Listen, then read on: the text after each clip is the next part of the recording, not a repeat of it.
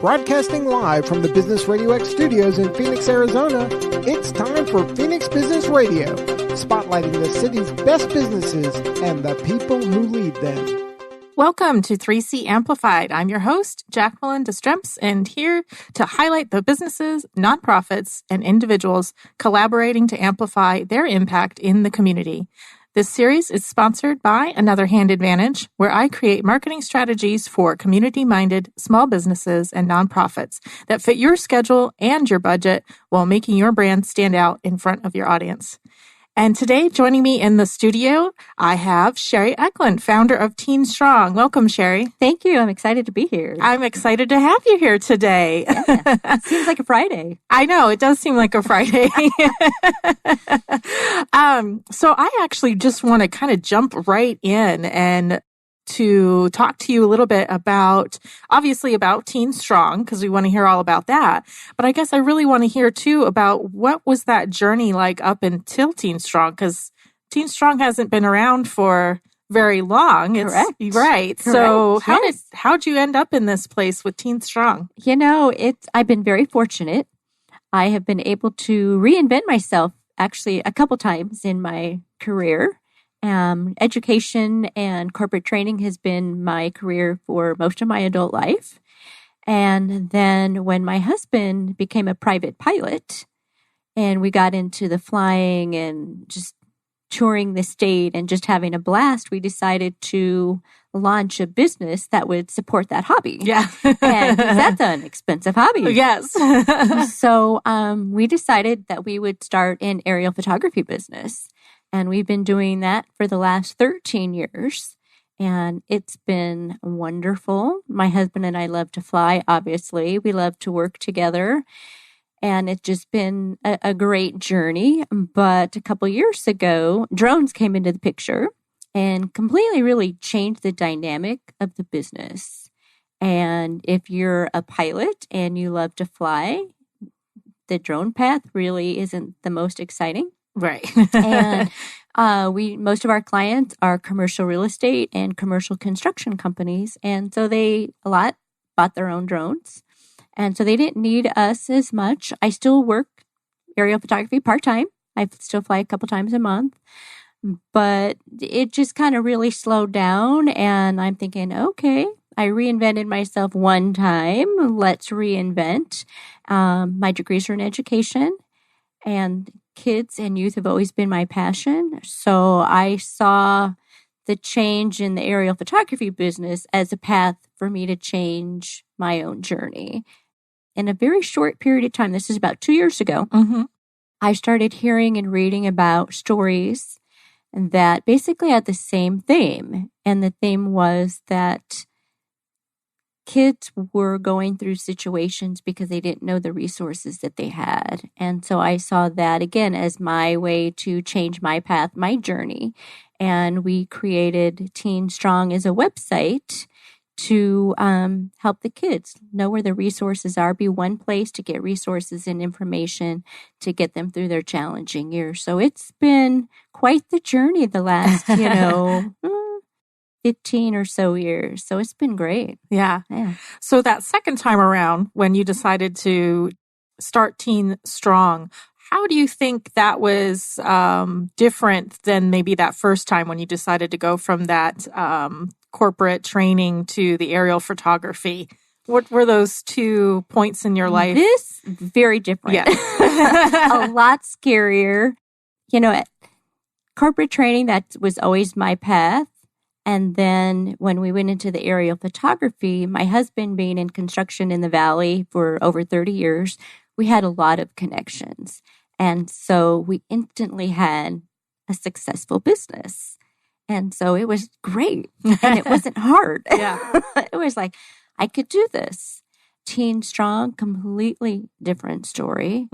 And so... and that's very interesting because you would think that first time around would be the difficult one, and you learned your lessons and what to do and what not to do. And that second time around would be, oh, this is a piece of cake. So that's really interesting that it's kind of different for you. Yeah. I have no fear about that. It's like, okay, I can reinvent myself. I don't have any qualms or fears about starting another business and starting from scratch. but we are an LLC. We are for profit, but our mission is very nonprofity, if you will. And it's just a different ball game altogether. And so I'm starting from scratch. Where with the aerial photography, as I mentioned, we already had a lot of connections. Right. 14 strong, getting out to the schools and so forth. It's like it's starting from scratch. Right. So and it's a whole new audience, before you were completely different. Yes. Yeah. And something unique then about Teen Strong is obviously you want teens to go to the website and check that out, but the teens aren't paying for the business. So now you have two different audiences. You've got an audience that you need to go after that helps to support your mission. Exactly. And then you've got that audience that you're going after to use the service. Balance. Yeah. It's a balance. So I'm trying to get the word out to the middle schools and the high schools and the counselors' offices. And I've got to get that following up so that I can get somebody to be an advertiser or a sponsor. And so, I'm dividing up my time. And really right now, I'm very focused on building up our followers and users.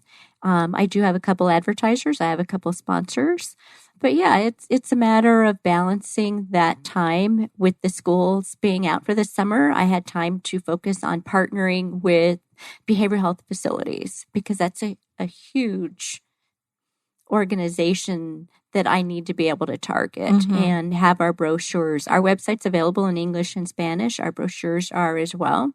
And so it's getting the word out. So it's a balancing act, and it's not always easy. But I love it. I love it every day. And I really feel this is where I'm supposed to be and what I'm supposed to be doing. So it's very exciting.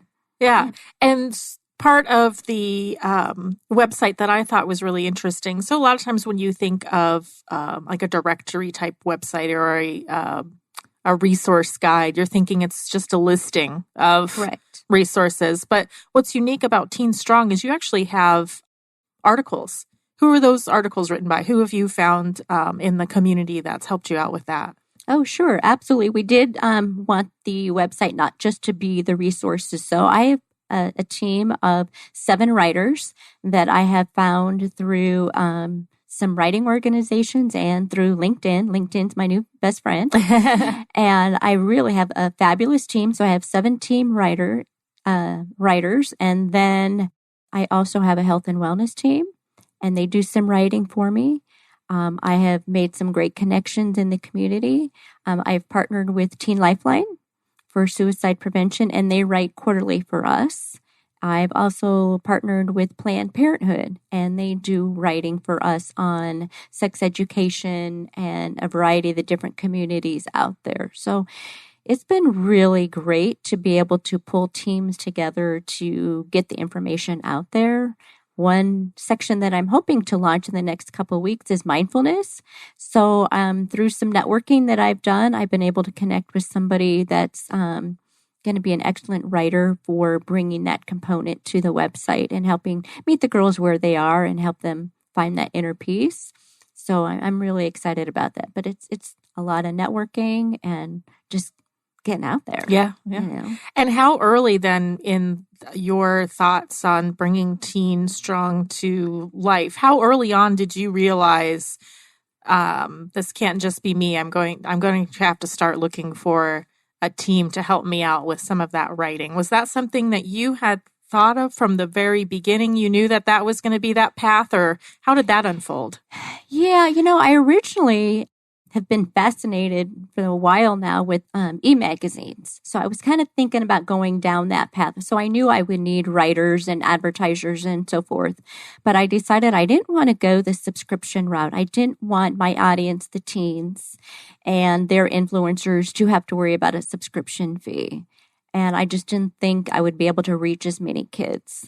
So we scratched that idea and decided let's just make it a straight website and be able to have easy access to it. So I always knew I was going to have a team.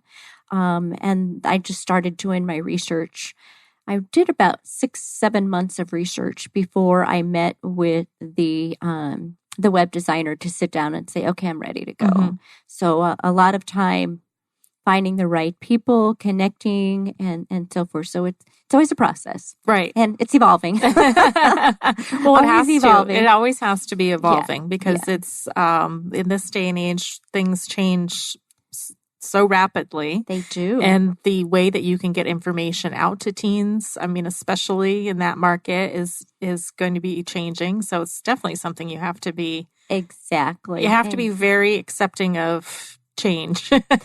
Yeah, Yep. and we have to meet them where they are, Mm-hmm. as I said before. So we're on social media. So we have an Instagram account, and a couple of my writers are in their early 20s. And so that's very helpful for me. And so I have one of them handling the Instagram account. So we're building that up.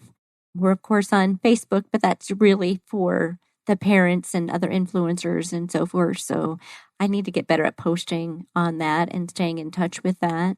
But another cool thing that I like about the website is the animated videos on a variety of topics, puberty and relationships and sexual orientation and so forth. And they really are good about getting the information out there to the kids, but they're good conversation starters for kids and parents to have that conversation. That might be a little difficult, but that's another way to bring everybody together. So. And how'd you come across that resource? Because that is really unique and a different way for, like you had mentioned, meeting the teens where they're at, and it not being, a video that they're going to see in their health class at school, Exactly. or presented to them in kind of a YouTube fashion. Who knows what they could be getting in that arena. So how did you come across that resource? Actually, through Planned Parenthood. Oh, okay. Yeah. So I've had several meetings with them. And one time when I was out at their location, we were going through the website and talking about different resources. And they turned me on to amaze.org. And so I went and checked them out, fell in love with the videos, talked to my web guy and said, is there any way that we can have these on our website as a share? And he checked it out and said, absolutely, we can do it. So once a month, I rotate them through. We have 2 on the website at all times, and I just kind of rotate them through. It's been a great resource. And amaze.org really is amazing. They have different categories for their videos, but not just by the category of the topics such as sexual orientation, but also by their age. So they've got some for the teens, they've got some for the tweens, and now they've reached them for toddlers. So I haven't checked out the ones for toddlers because I'd like to see what the heck they do with that. But I think it's just great that they're a great resource, and it's nice that I'm able to share that on the website. Yeah. So talking about that having it be ever evolving. So obviously where you're at now is different from kind of where you started at first with Teen Strong. What are some things then that you, I don't know, something that maybe you learned along the way that say now that you wish maybe you knew when you first started Teen Strong? Oh my gosh. You mentioned LinkedIn is now your new best friend. Is that something that you ever had thought of before as being a tool for you? I did in the past, but I think really probably the power of social media. I knew it was going to be powerful, but I think that's probably the biggest growth area for me that I wasn't really fully aware of is like, wow, I need to get this Instagram thing figured out. That's why I'm paying somebody to do it for me. Right. But yeah, I think the whole social media thing was like, wow, very much an eye opener. Yeah. And not just connections and not just for ways of getting your own content out there to bring people back to the website, but I suspect also for when you are reaching out to businesses to look at advertising and look at sponsorship. I imagine they're also wanting to see some sort of a presence on social media so that they know that you're really doing something. Oh, absolutely. There, when I'm meeting with people, they want to know what do your analytics look like.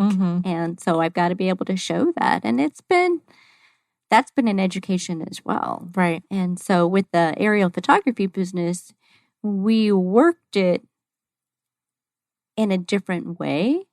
And so now it's a lot more engaging than we needed it to be for the aerial photography business. So it's something that we need to stay on top of, definitely. And I like that you point that out, because a lot of times people will, I don't know, download a guide or read a piece about how they should be using social media for their business. And when it doesn't work because of the way that, hey, I'm trying this the way this person told me I should be doing it and it's still not working for me, they automatically think they must be doing something wrong. But it's very different depending on the type of business you have. It's different depending on the business. It's different depending on even maybe how you are and how you work.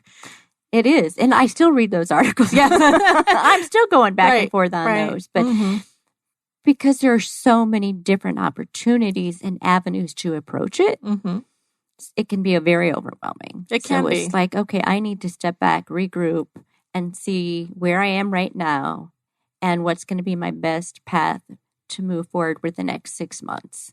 And then keep going from there. I like that you chunk it out like that, because that's one of the things that I say when I'm working with clients and we're talking about a marketing plan. The very first thing I say is, what are your goals? Which sometimes can be, I don't know. Did you write them? They're not goals if you haven't written them down. They're just ideas in your head. Yeah.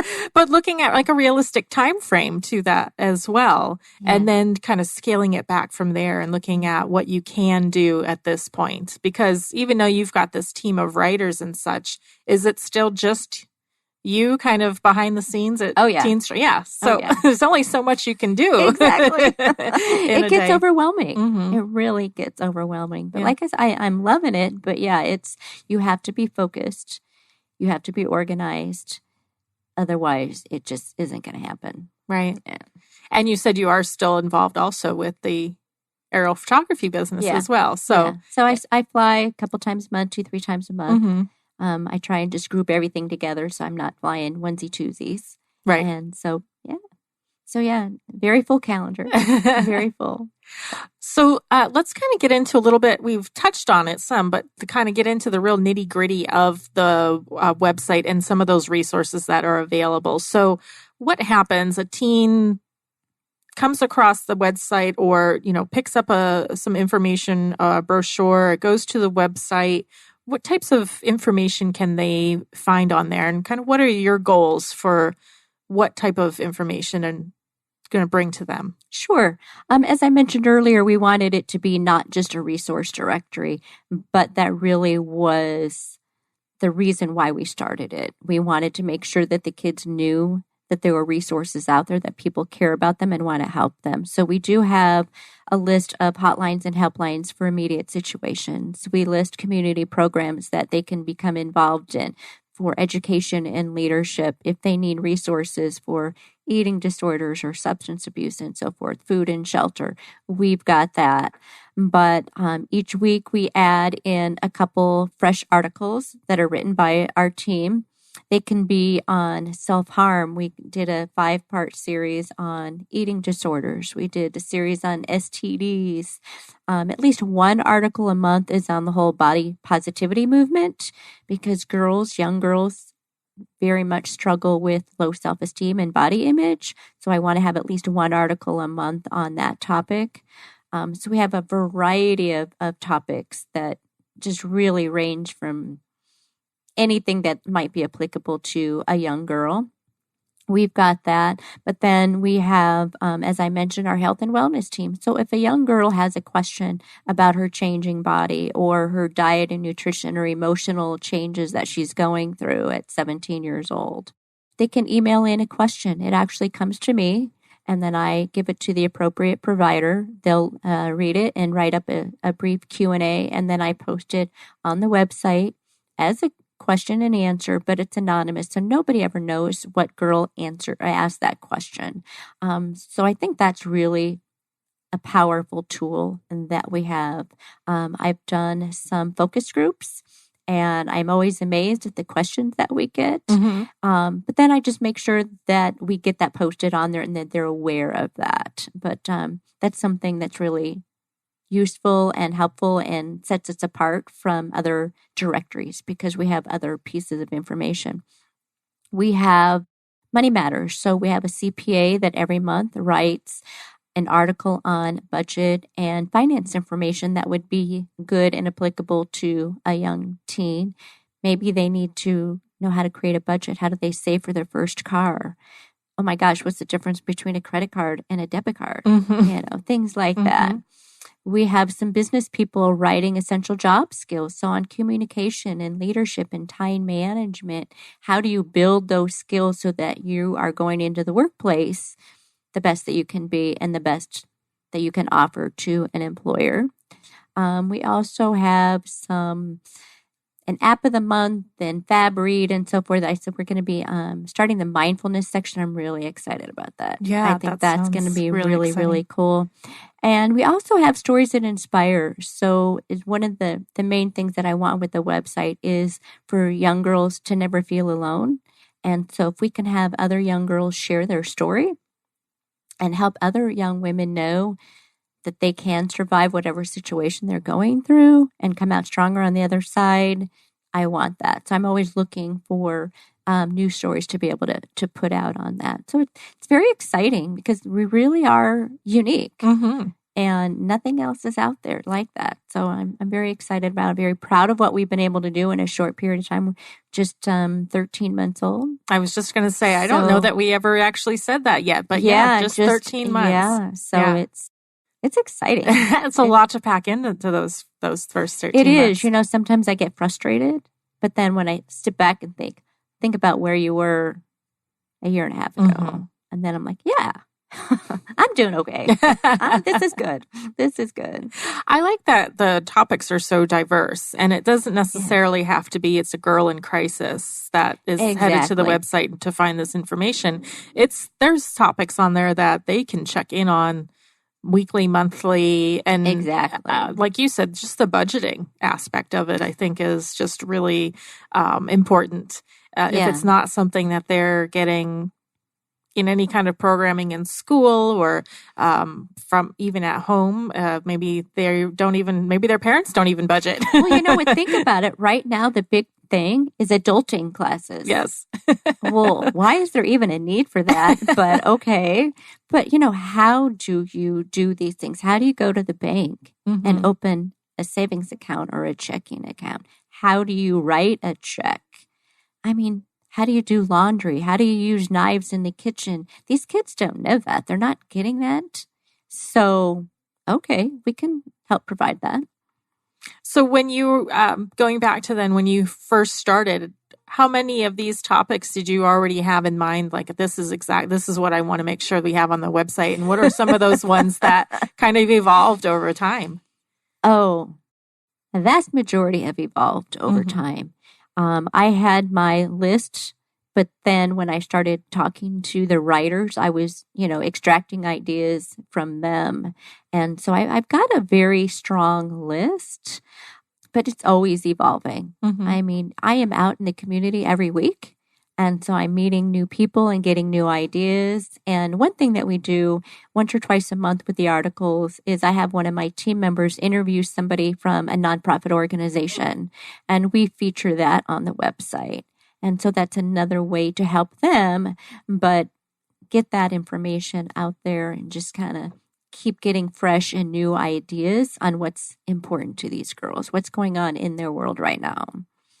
Yeah, and that was going to actually lead into my next question. So how do you know what some of those topics maybe need to be refreshed on? Where do you find out what the trends are then that you're of topics that you want to make sure are covered?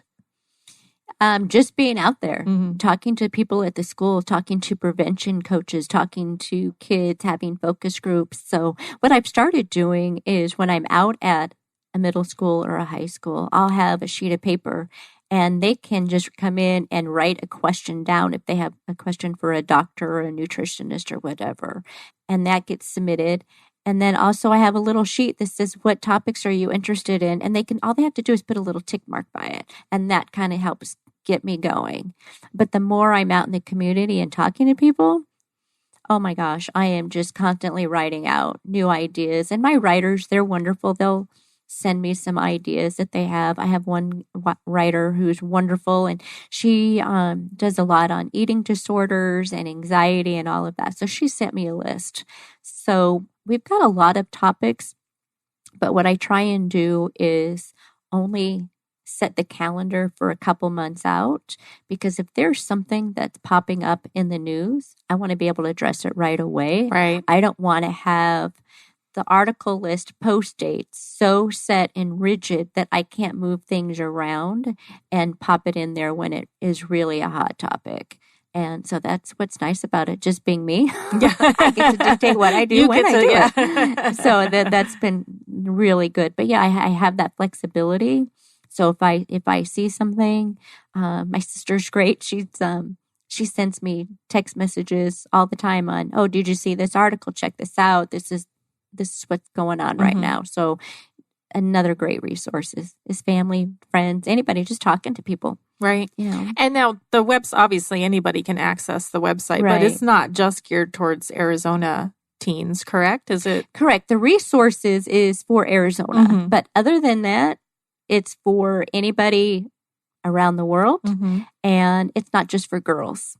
Right. So I do focus the resources on facilities that might cater to girls, but I mean like your behavioral health organizations or your community programs for boys and girls. But certain ones, if they are just for boys, I didn't put them in my directory, you know, so. Right. But yeah. What would you say is something that you're most proud of as far as, like you had mentioned, sometimes you get frustrated and you have to look back and say, okay, I have come a long way. But what are some things that maybe when you're looking at the website and you see something that's on there, you feel most proud of, or maybe when you're talking in the public about the organization? You know, it's really, I think, how it's evolved. I knew that I wanted to have more than a directory, but the different components that we've been able to add and continue to add, and just how far we've come from no one knowing who we are to having close to 400 new visitors every month. When I'm going out to resource fairs or talking to somebody, like, oh yeah, I know Teen Strong. I'm like, oh, I love you. This is great. So when people know me and recognize the name Teen Strong, oh, that's just incredible. So yeah. Very fun. Yeah. Yeah. So with the school year just kind of starting to ramp up, you talked about the summer, it was a little bit slower, so you were able to really concentrate more on meeting maybe with some businesses about advertising and sponsorship. But now that the school year is kind of ramping up again, I think pretty much everyone in Arizona is back to school now. Yeah. I think I've stopped seeing the back to school photos on social media. Yeah, exactly. So what are you looking forward to say this fall with Teen Strong? Any new projects that you have going, or how are you shifting gears from kind of the summer? Yeah, the summer to fall? I am all about now getting emails, and sometimes I do the old-fashioned letter to anybody and everybody. If you're middle school, high school, charter school, I need to be reaching out to you to get our brochures to your counselors, your prevention coaches, and so forth, so they can be distributing our cards to the kids. I am also a member of the Paint Phoenix Purple City of Phoenix initiative. So we are going out to the schools for resource fairs. Suicide Prevention Month is September. We have Teen Dating Violence Awareness Month, Domestic Violence Awareness Month. So we're going out to the schools. So starting in the fall, starting next month, we're out at the schools doing resource fairs, getting the word out. These are the resources. This is what appropriate teen dating behavior looks like. This is what it's not, and how are we going to take care of you if you're in that situation. So we're ramping up. And you talked about earlier your partnership with Teen Lifeline. How did that come about? Was that a connection that you already had previously? No, I reached out to them and said, is this something that we can do? And then I wanted to do spotlight them. That's sometimes an easier in to an organization. Say, hey, I'd like to spotlight you on the website. we'd love to feature you in this article. Can I have somebody contact you, interview you? That's an easy in. And so just kind of reaching out to them and having wonderful conversations, and it just kind of grew. And so, the same thing with Planned Parenthood. I'm just reaching out to the organizations that I think are a good fit, a good connection, and then taking it from there. Right. Yeah. And sometimes they're not going to be a good fit, and that's fine. And yeah, but when you hit those ones that are a good fit, and where everyone, you kind of get that look like, oh my gosh, how are we just now meeting? I know, exactly. And there's only been a couple that haven't been a good fit, or I don't hear back because they're just not interested or whatever, but very few and far between. So that's exciting. Yeah. People are getting it. They understand that we're doing something different. And who doesn't want to have their brand? If you're a counselor, or if you're a gynecologist or a pediatrician, who doesn't want to have brand exposure to these kids? It makes sense. Yeah. So going back to, you've got that kind of those different audiences. So you've got the kids, you've got the businesses that you're looking at to help support support your mission. Where do parents fit into this? Are there things on the website that even parents are going to find useful? I think so. I think, gosh, I hate to say it, but the money matters. I mean, that's important. A lot of the parents don't get it. The essential job skills. We have a fab read. So books on motivating and encouraging young women to be the best that they can be. And we are good enough the way that we are. So I think there are components to that. Like I said earlier, with animated video, they're a good conversation starter. So that helps. But it also gives the parents a place to go to see what kind of information and topics are important to their kids, and what are their kids reading, what are their kids being exposed to. And that kind of hopefully will help them be more present, because right now parents are struggling with that. And so let's put our own technology down and meet them and spend some quality time with them. So I think the website is a little catalyst for that. And you're kind of already doing some of that legwork for them by by doing the research to see what's important and what's popular and what's trending now, and what topics should they be maybe paying attention to. I imagine there's a lot of parents out there who think not my child, my kid isn't involved with that. Exactly. But if we can help, that's great. But what's really nice is we're familiar with some situations where the parents were aware and that their teenager was not in the best place. And in one particular case, they put our website on their phone, on their teenager's phone. This teenager decided to go down a dark path, but after taking the pills, they did reach out to our website to get help on the suicide prevention hotline. The parents are crediting our website to help save their teenager's life. So, I mean, incredible. I mean, I cried the entire day. The story was just really, really incredible.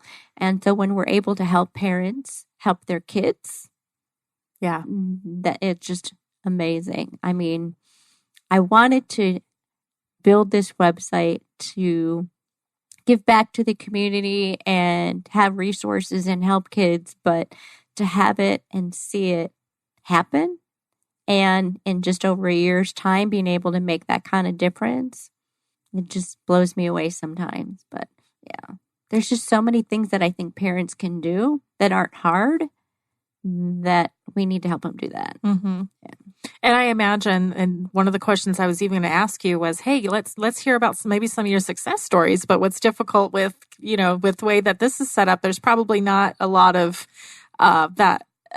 It's not that obvious all the time. So I'm glad that I'm not always aware. Right. Exactly. Yeah. So, but when the parent did reach out to us, send us an email and wanted to say, thank you for being there for my kid. And I mean, oh my gosh. Yeah. But and that helped us change our website a little bit. So when we realized this teenager had to pull up the website, go to the directory, search for the hotline, then make the phone call. Oh my gosh, that takes too much time. Mm-hmm. So what we decided to do is put the suicide prevention hotline on the header of our website. So that's one of the first things that you see when you come to the website, because every minute counts if you're in that dark place. So we're here for you. So we're hoping that as we continue to make a difference, that's going to help the situation. So we talked a little bit about maybe this fall, what you're looking at as far as growth in Teen Strong, but ultimately, where would be looking forward another 13 months? Where would be a place that you'd like to see Teen Strong? My goal is to have our brochures in, and I know this is a lofty goal, but you got to have big goals, right? Yes. I want my brochures in every pediatrician office, in every gynecologist office, all the schools around the state. We need to be able to get these kids the information and resources, and they don't have that. And so, that's my goal in the next year.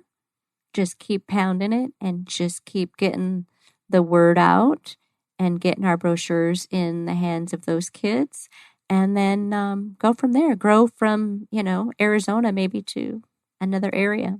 Yeah. So. Well, and what's so unique is that it's all in one, all of those resources and are all in one place, because there's definitely a lot of organizations out there that focus on helping teens, but not everybody, you especially as a teen with everything else that's going on, and you're not going to be searching, you don't want to have to search for down 5 or 6 or 7 different places to find what's going to be a fit for you, or maybe they don't even know exactly what it is that they need. They just have questions and want some answers, and what a unique way for that to all be in one place for them.